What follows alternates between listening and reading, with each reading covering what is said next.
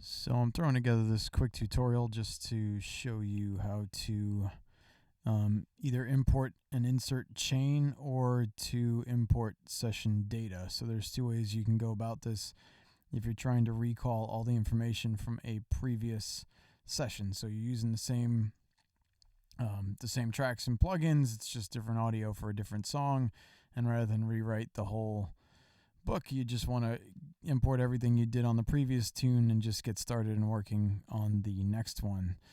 So I'm working here with a session that I've screwed up. I took all the inserts off. I moved the faders down, and so I'll be able to show you, number one, how to import session data in such a way that it won't overwrite what I have on the timeline. And then I'll show you how to transport a plugin chain from one track to the next, whether it would be in the same session or in a different session. So it's two ways of approaching the same or sometimes the same end goal. So in this case, I'm going to import the mix that I basically had going on in the other session, and I'm going to apply it to this window here. Now there's two tracks that aren't in that other session. There's this and this, which I created here as I was doing a demo for one of my classes. So there won't be any data change for these, but all the other tracks around, you're going to see the faders are going to move. Now let me screw up some panning here. Now let's do that. And let's mess up some of the sends too, just for laughs. So I'm going to go to the File menu. I'm going to import session data. And this is the actual mix file that I then was screwing around with so that I can do this demo. So I'm going to hit open on that. And you're going to come down here to tracks, and you're going to match tracks. So if your tracks are the same names, then it'll easily just port right over to the session you're in. Match tracks, and it finds its common friend here in this new session.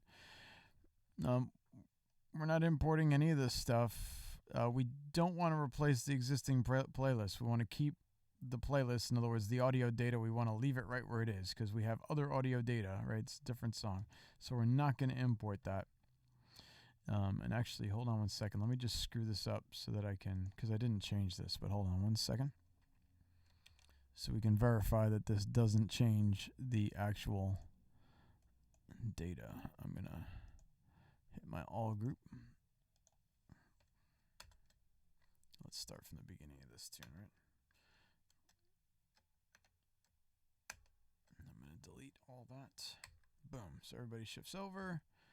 And let me delete everything afterwards. This way we'll know for sure that it didn't overwrite the tune that was on the timeline. Good. So that's all that's on my timeline as opposed to the whole concert that I had going on prior. So now I'm going to go back to that other menu. And here we go. So I'm going to import session data from the previous mix. Going to match tracks. I don't want to import any of this stuff. I do not want to replace or overlay playlists. I'm not going to import any of that. But the track data, so I've already unchecked some of these things. I don't care about alternate playlists. I don't care about clips and media. Maybe you do want to import clip gain changes that you made, but I don't think you necessarily want to do that. I do want my main volume setting anyway. We can get rid of the automation. That's not really a problem. But all the routing and panning and all that fun stuff, that's good. I think you're interested maybe more in if you don't want the automation to carry over. I'm going to keep it so that you see everything snap too. But if you're just interested in plugins, then just import the plugins and nothing else. Hardware inserts, sidechain assignments if you're doing sidechain compression or anything like that. Track active. I have some inactive tracks, so I would want to do that. Don't need the comments. Don't need the colors. Well, I'll leave them where they are. So basically anything you're not interested, right? We don't even have heat switch on, so I'm not worried about it. And I'm not worried about the object assignment and toggle settings. If I want to keep my groups and all that other stuff, I can import. I hit OK. And then I hit OK. And give it a second. And so you'll see now all my plugins are back. My sends are back where I had them. My pans are back where I had them. Let's jump over to the edit screen and just make sure. Right. My automation data came, but that's not the end of the world. If I hadn't imported it, I wouldn't have to do this step. But since I did import all that, I can just delete the data that I did import if I want to.